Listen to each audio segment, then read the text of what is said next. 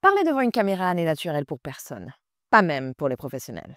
Mais dans le monde connecté d'aujourd'hui, où les demandes du virtuel sont de plus en plus nombreuses, être naturel et confiant devant une caméra est une compétence essentielle à avoir. Dans cette vidéo, je vais partager 5 techniques simples qui font de vous des pros devant la caméra en un rien d'autre. Pour simplifier, j'ai divisé cette vidéo en chapitres, afin que vous puissiez aller directement à la section qui vous intéresse. Vous voulez tout savoir ou bien vous êtes novice?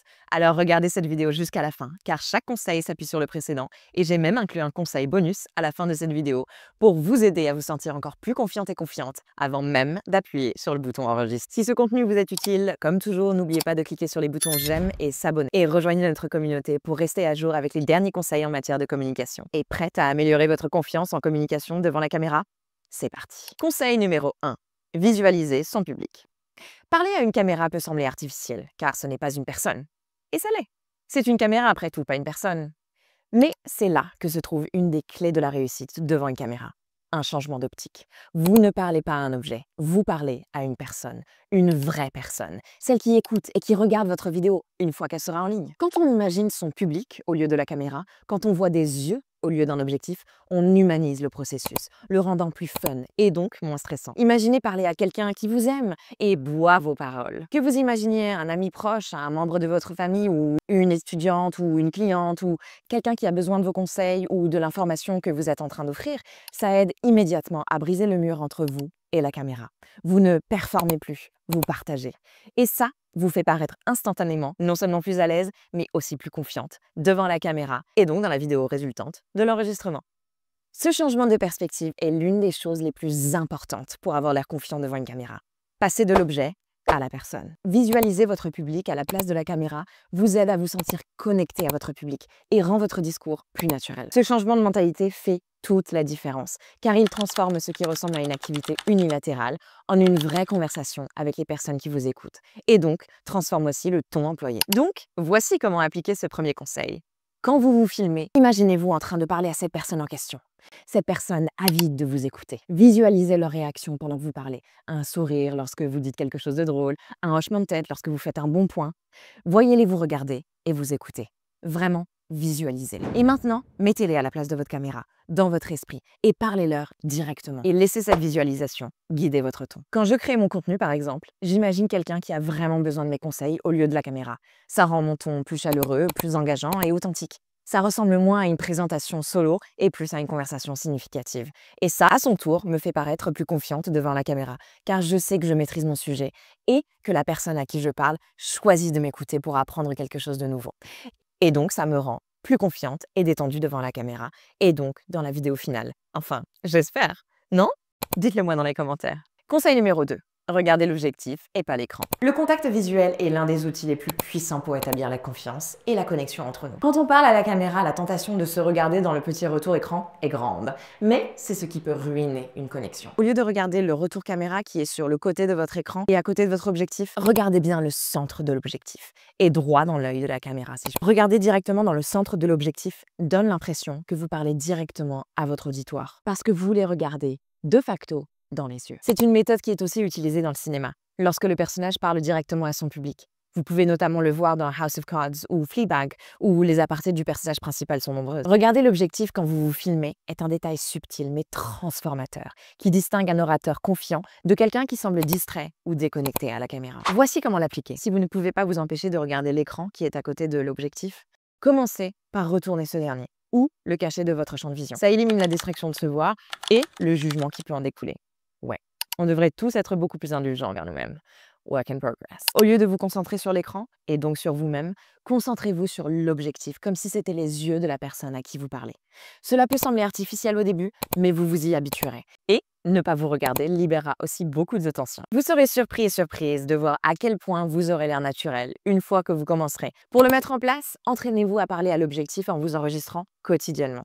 Juste un petit peu chaque jour peut faire une grande différence. Visionnez les enregistrements ensuite pour voir à quel point votre contact visuel est naturel. Avec le temps, vous verrez, ça deviendra intuitif. Et vous n'aurez même plus besoin de cacher l'écran. Pour une connexion supplémentaire, imaginez comment votre audience réagit à ce que vous hochant la tête ou souriant pendant que vous parlez. Ça vous fera parler à un rythme plus naturel, incluant des silences nécessaires pour donner un peu de respiration à votre vidéo.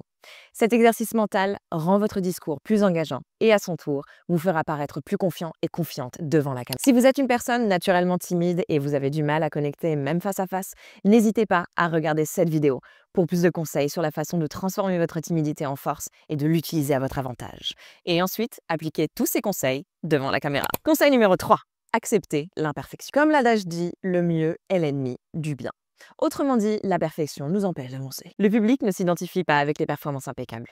Il s'identifie et connecte avec l'authenticité. Les petites erreurs, les particularités et même les moments de vulnérabilité peuvent être en réalité bénéfiques. Ils servent tous à vous rendre plus accessible. Quand on vise la perfection, on risque de paraître rigide, inflexible ou trop préparé, ce qui peut aliéner les spectateurs de notre compte. Accepter l'imperfection permet à votre personnalité propre et unique. Ça allège également la pression qu'on peut se mettre à cet endroit-là, nous libérant de ce poids inutile pour nous concentrer sur la transmission de valeur plutôt que sur le fait d'éviter les erreurs. Comment l'appliquer? Donnez-vous la permission de vous tromper. Plutôt que de recommencer à chaque fois que vous trébuchez sur un mot, considérez ça comme faisant partie de votre flux de parole. Amusez-vous-en comme vous le feriez avec des amis. Voyez ça comme quelque chose de ludique. Tout le monde fourche de temps en temps. Il n'y a aucun mal là-dedans. Personne n'en est jamais mort. Quand vous fourchez, reconnaissez l'erreur avec un sourire ou un rire rapide et continuez. Cela vous fait non seulement gagner du temps, mais montre aussi à votre audience que vous êtes humain. Regardez vos créateurs ou vos orateurs publics préférés. Remarquez comment ils gèrent les imperfections. Vous verrez que souvent, ils en rient et les intègrent dans le moment. Vous vous souvenez de la réaction d'Elon Musk quand les vitres pare-brise de son nouveau bolide se sont cassées lors de sa présentation officielle? Nothing happened. Il a géré sans trop se laisser déstabiliser. Vous pouvez faire de même. Les erreurs font partie de nous. Ça arrive. Personne n'est mort. Saviez-vous que 80% des personnes qui regardent mes vidéos ne sont pas encore abonnées à ma chaîne? Changeons ça aujourd'hui ensemble. Si vous appréciez les conseils pratiques que je donne dans mes vidéos, faites-le moi savoir en appuyant sur s'abonner. En vous abonnant, cela me montre que ce contenu est utile pour vous. Et vous abonner vous permet de rester à jour avec mes prochaines stratégies et astuces de communication efficaces que je donne dans mes prochaines vidéos. N'hésitez pas non plus, bien sûr, à partager cette vidéo à d'autres personnes de votre entourage qui pourraient en bénéficier. Le savoir est magique. Il se partage et n'enlève rien à la personne qui le donne. Et ça, c'est vraiment un super pouvoir. Conseil numéro 4. Parlez avec énergie et souriez. Voici un fait, certes curieux, mais absolument vrai. Les caméras atténuent naturellement le charisme.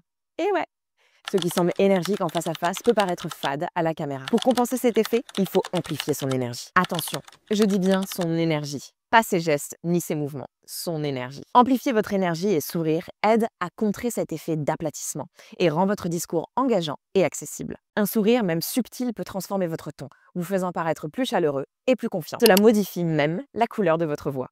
La prochaine fois que vous êtes avec une amie, demandez-lui de vous dire une phrase en souriant et la même phrase sans sourire, pendant que vous fermez les yeux.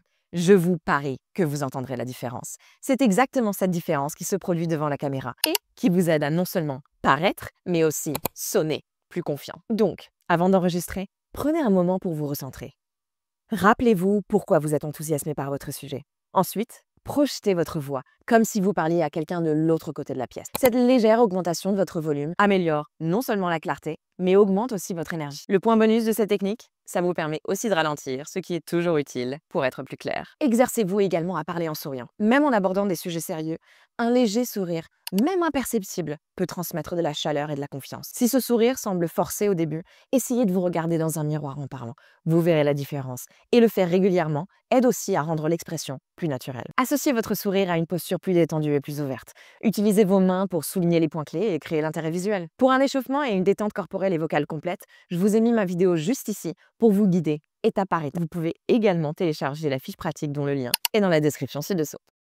Pour tester cette technique, fermez les yeux et dites-moi laquelle de ces. Je suis tellement contente. Attention, pas de triche, écoutez bien. Je suis tellement contente que vous soyez abonné à ma chaîne. Je suis tellement contente que vous soyez abonné à ma chaîne.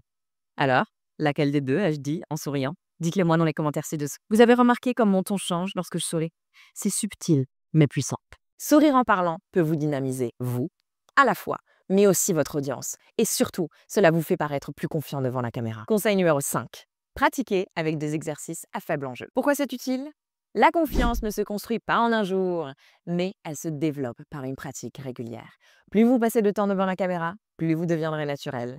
Pratiquer dans des environnements à faible enjeu enlève la pression, vous permettant d'expérimenter et de progresser à votre rythme. Comment l'appliquer? Commencez par enregistrer de courtes vidéos informelles, juste pour vous. Ces vidéos peuvent être de simples mises à jour ou des messages sur votre journée. Pour ajouter un tout petit peu plus de pression, Postez-les dans vos stories Instagram. Ça augmente l'attention, mais tout en douceur, puisqu'elles ne resteront visibles que 24 heures. Aucun problème si elle est ratée. Ça vous offre juste de la pratique. Avec le temps, vous vous améliorerez, c'est sûr. Augmentez au fur et à mesure la complexité de vos enregistrements. Une autre stratégie consiste à envoyer des messages vidéo au lieu des SMS. Des plateformes comme WhatsApp ou Instagram facilitent cela. C'est une manière décontractée de s'habituer à parler devant une caméra sans se soucier de la perfection. Une autre astuce ici est de consacrer 10 minutes à l'enregistrement d'un mini-journal vidéo ou d'une présentation simulée. Analysez vos progrès chaque semaine pour voir à quel point vous avez évolué. Et voici pour votre petit conseil bonus. Faites un échauffement avant de vous enregistrer. Tout comme les acteurs qui se préparent avant la scène, s'échauffer énergise votre esprit et votre corps, établissant le ton pour une performance confiante. Une bonne routine d'échauffement réduit le stress et vous aide à être plus présent. Je vous ai déjà parlé de ma routine d'échauffement que j'ai postée il y a quelques temps, dont je vous remets le lien juste là. Mais en plus de ça, choisissez un petit échauffement qui vous correspond à vous, à faire quand vous avez appuyé sur le bouton REC, mais juste avant de vous lancer dans votre contenu. Ça peut être chanter un couplet de votre chanson préférée, répéter une phrase qui vous donne de la confiance en vous, faire des étirements légers ou pratiquer un exercice de respiration rapide. L'objectif, c'est d'élever votre énergie et de clarifier votre esprit pour vous recentrer juste avant de commencer de parler. Il n'y a pas une méthode magique qui convient et marche pour tout le monde. Faites ce qui vous rend heureux, heureuse et confiant. Une autre chose que vous pouvez faire en moins de 2 minutes, essayez la power pose, la pose de pouvoir. Tenez cette posture pendant environ 2 minutes avant de vous enregistrer. Se tenir droit, les mains sur les hanches, peut booster votre confiance en vous et réduire votre anxiété. Et tromper votre corps pour lui faire croire qu'il est sûr de lui. Pour ma part, j'adore l'astuce d'Adi Abdal. Je me rappelle que ça va être fun. C'est quelque chose que je me dis à chaque début d'enregistrement. This is going to be fun. Accompagné d'un grand sourire et d'une petite danse sur ma chaise pour me détendre et me dynamiser. Et vous, quelle est votre astuce? Partagez-la dans les commentaires, qu'on puisse tous les essayer ensemble. Alors voilà, 5 conseils pour paraître plus confiant devant une caméra. Si ces conseils vous ont aidé, n'oubliez pas de vous abonner à la chaîne pour d'autres conseils de communication et de prise de parole. Faites-moi savoir dans les commentaires quels conseils vous allez mettre en place en premier et comment ça vous a aidé. J'adore lire vos expériences. À bientôt pour une nouvelle vidéo. Et d'ici là, prenez soin de vous, suivez votre passion et exprimez-vous. Ciao, ciao.